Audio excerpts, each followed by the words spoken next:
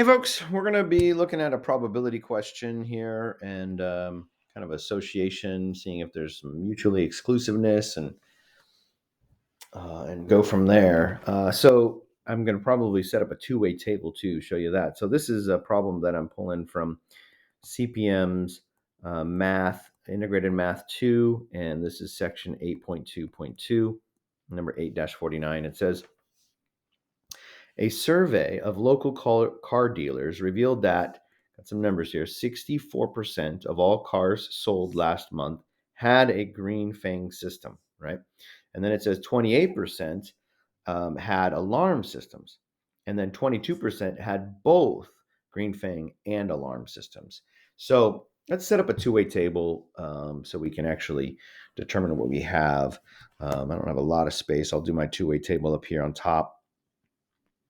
So I've got two things. I've got that there was, yes. So basically a yes, no kind of a situation had. So there's the green fang and then there's no green fang, right? So there you have two situations. One situation is they do have a green fang. One is they don't have a green fang. And then the other one is, yes, there's an alarm and no alarm, right? So it's either one or the other. So let's put in our percentages. So Green Fang had most cards sold last month. So Green Fang, there's 28% had a Green Fang system. So that's the total. Down here, 28% had Green Fang systems.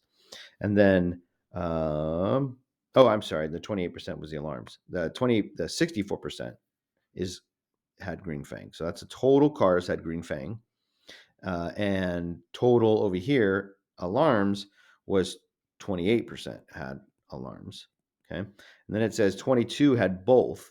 So alarm and green fang, that would be that box. So that's 22%. So now we can kind of fill in the rest of our two-way table, knowing that everything has to add up to be 100%, right? So if my total here is 64, this box here would have to be 36 in order to be 100%. If this is 28%, then this would have to be 72% to add it to be 100%. And then I can work backwards. If there's 22% here and 64% there, this would be 44%. No, excuse me, 42% had green fang but no alarm. And then we can go had alarm but no green fang would be 6%. Okay.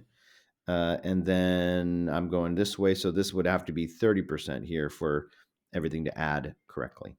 So no alarm and no green fang, that's 30%.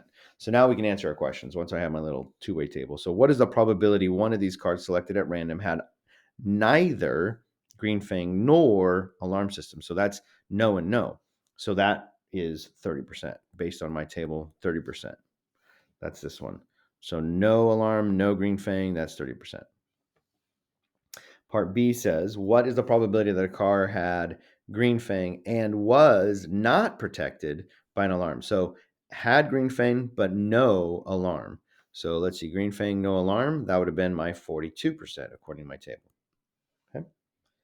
So it asks, are green fang and alarm systems disjoint, mutually exclusive? Are they mutually exclusive events? And the answer to that is no. Why? Because we can see here that 22% had both, right? So that's why. So no, they're not mutually exclusive because 22% had both, correct? And then the last question it says is use the alternative definition of independence.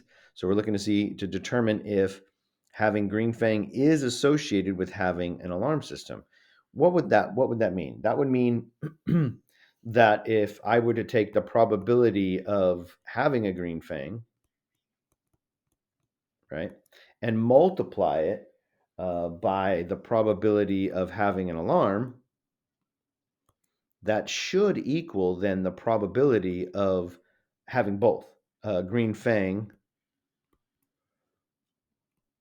and alarm, right? The part where they're both.